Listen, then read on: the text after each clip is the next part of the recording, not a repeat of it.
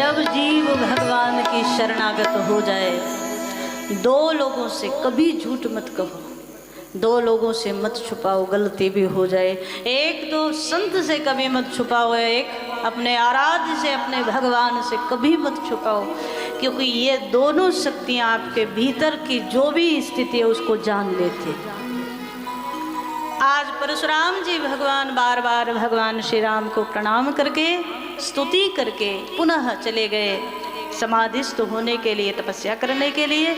यहाँ भगवान श्री राम लक्ष्मण सभा में विराजमान हैं और गोस्वामी जी दर्शन करा रहे हैं कि उन दोनों को सुंदर स्थान दिया। जनक महाराज ने आज विश्वामित्र जी से कहा, महाराज आपका आदेश हो।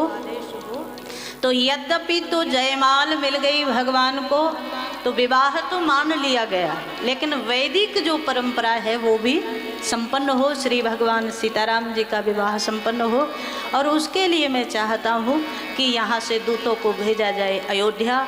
अयोध्या से महाराज दशरथ बड़ी अपने समाज के साथ, सब लोगों के साथ बड़ी बारात लेकर के आए और हम एक बार पुनः आनंद के साथ जानकी का विवाह श्री राम के साथ संपन्न करें।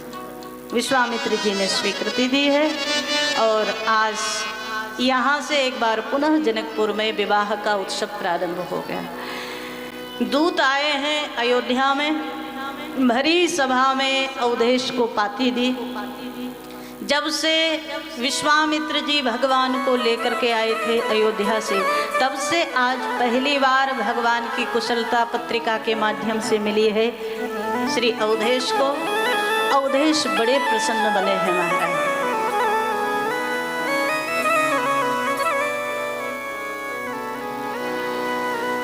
दूत अवधपुर पठ बहु जाई, दूत अवधपुर पठ बहु जाई, दूत अवधपुर पठ बहु जाई, दूत अवधपुर पठ बहु जाई, आनहि नृप दशरथ ही बुलाई,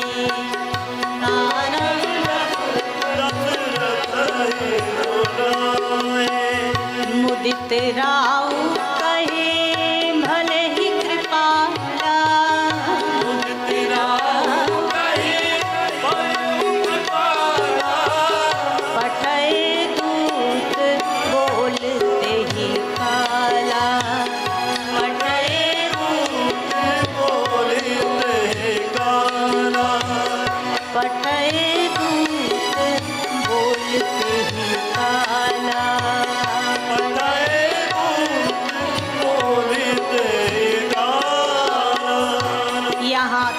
दूतों को भेज दिया गया और मानस में दर्शन आया। जनक महाराज के दूत आए हैं पत्रिका लेकर के, सो अवधेश ने पत्रिका को भरी सभा में पढ़वाया। बार बार उस पत्रिका को हृदय से लगाते और नेत्रों में प्रेमाश्रु भर जाता है। अवधेश को लग रहा है जैसे मेरे राम और लक्ष्मण ही मुझे मिल गए। इतनी बड़ी सूचना मिली, भगवान का विवाह होने वाला है, सो सारी अयोध्या को सजाया जाने लगा। अवधेश ने भरी सभा में दूतों को क्यों कुछ न्योछावर देनी चाहिए। दूतों ने कहा, महाराज आपकी दी हुए उपहार इस न्योछावर को हम अस्वीकार भी नहीं कर सकते, लेकिन स्वीकार भी नहीं कर सकते। क्यों? तो कहा बात यह है, हमारे यहाँ जनक महाराज की बेटी जानकी केवल जनक की बेटियां नहीं है, वो हमारे सब जनकपुर वासियों की भी बेटी है। तो आज दूत बोले अपनी बिटिया के ससुराल से हम कुछ ले नहीं सकते, देने वाले हम हैं, लेने वाले। भरी सभा में सब लोग जनक महाराज के निष्ठायुक्त दूतों की बात सुनते हैं, सबको बड़ा आनंद हुआ। यहाँ बारात तैयार हुई और बारात तैयार होकर के प्रस्थान कर रही है। सबसे बड़ी समस्या यह है, बिना दूल्हा के बारात कभी देखी आपने? बिना दूल्हा के कोई बारात होती है? पहली और आखिरी यही है। राम जी तो पहले से ही जनकपुर में हैं, अब बारात पीछे आ रही है तो दूल्हा तो है नहीं। जहाँ से बारात निकलती है लोग दौड़ते हैं। अब राजा की बारात है तो सोचो कितनी सुंदर होगी, कितनी दिव्य, लोग दौड़ते हैं, बड़ी सुंदर बारात है। अब इतनी सुंदर बारात है तो दूल्हा भी बड़ा सुंदर होगा। लेकिन आगे वालों को पूछते हैं दूल्हा कहाँ, तो आगे वाले बोले सबसे पीछे आ रहा है। जब सारी बारात निकल जाती है और पूछते हैं दूल्हा कहाँ है, बोले आगे निकल गया। अब हो तो दिखाए ना, जब है ही नहीं तो कहाँ से दिखाए। बारात चली है बड़े सुंदर भाव से। मार्ग में जनक महाराज ने बारात के स्वागत के स्थान स्थान पर बड़ा सुंदर व्यवस्था की है। और यहाँ गोस्वामी जी महाराज दर्शन करा रहे हैं कि आज जब बारात प्रस्थान हो चुकी वहाँ से, तो जनकपुर में विवाह की रीतियाँ प्रारंभ हो रहे हैं। और क्या हुआ, बोले आज जनकपुर में श्री भगवती किशोरी जानकी जी को, जो हमारे यहाँ मंडप की परंपरा है ना, और मंडप की ही क्यों, इसके अलावा भी विवाह की जो रीतियाँ हैं, जो परंपराएं हैं, चाहे वो लौकिक हो, लौकिक में तो कभी कभी ये होता है क्षेत्र वाइज कुछ कुछ अलग हो जाती है, पर वैदिक परंपरा जो है वो मिथिलांचल की जो परंपरा है वही पूरे भारतवर्ष में लगभग है। तो आज श्री जानकी जी का जो मंडप लगाया जा रहा है, और मंडप जब बनाया जाता है ना तो मिथिलांचल में बड़े सुंदर भाव से गाया जाता है। आज सुंदर भाव से महाराज जनक के आंगन में श्री जानकी के लिए मंडप बनाया जा रहा है। हजारों लोग दर्शन के लिए आ रहे हैं। ऐसा तो मानसकार कहते हैं मंडप कैसा बना, बोले इसमें जब बारात के सहित शंकर जी और ब्रह्मा जी भी आए। ब्रह्मा जी मंडप को चारों तरफ से देख देख के परेशान है, दुनिया तो हमने बनाई है, संसार में ऐसी कोई चीज़ नहीं जो हमने ना बनाई हो और बन गई हो। पर पहली बार इस मंडप को देख करके ब्रह्मा जी को ऐसा लगा कि इसमें तो मेरी कोई रचना नजर ही नहीं आ रही।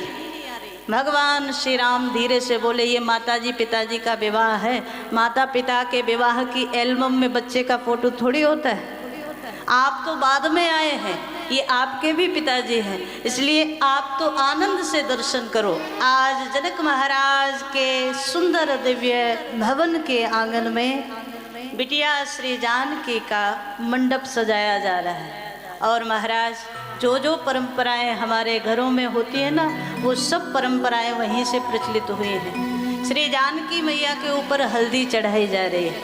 हल्दी चढ़ती है ना, वो आजकल क्या कहते हैं उसको, कोई लेडीज संगीत कुछ ऐसा बोलते हैं, उसी को बोलते हैं। अरे हाँ ना तो कर दो, उसी को बोलते हैं। वो अलग होता है, वो अलग होता है। अब हम तो कभी जाते नहीं, हमें तो आप ही लोग बता देते हो कि मेहंदी वाला नहीं, मेहंदी अलग होती है, मेहंदी अलग होती है, हल्दी अलग होती है। हाँ, आज भगवती श्री जानकी जी की हल्दी की मेहंदी की जो जो परंपराएं हैं वो हो रही हैं। और मानस में दर्शन आया, तब तक बारात आ गई जनकपुर के नगर के बाहर। और यहाँ जनक महाराज को जब सूचना मिली है तो जनक महाराज अपने सभी ब्राह्मणों को लेकर, पुरोहित को लेकर के, सभी सम्मानीय लोगों को लेकर के नगर के बाहर तक आए।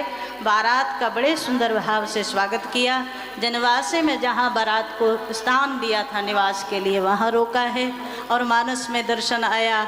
आज जब पिताजी आ चुके हैं ये भगवान को पता चला, तो भगवान श्री राम का बड़ा मन किया कि जाकर के पिता से मिलें, पर गुरुजी के साथ हैं इसलिए मुख से कुछ नहीं बोले। यही तो शील है भगवान का। जैसा गुरुजी का आदेश होगा, विश्वामित्र जी जैसा कहेंगे वैसे कर लेंगे। और तब विश्वामित्र जी ने राम लक्ष्मण को बुलाया और दोनों को साथ लेकर के बारात में आए। और मानसकार कहते हैं अभी तक बारात अधूरी थी, राम जी मिल गए तो पूरी हो गई।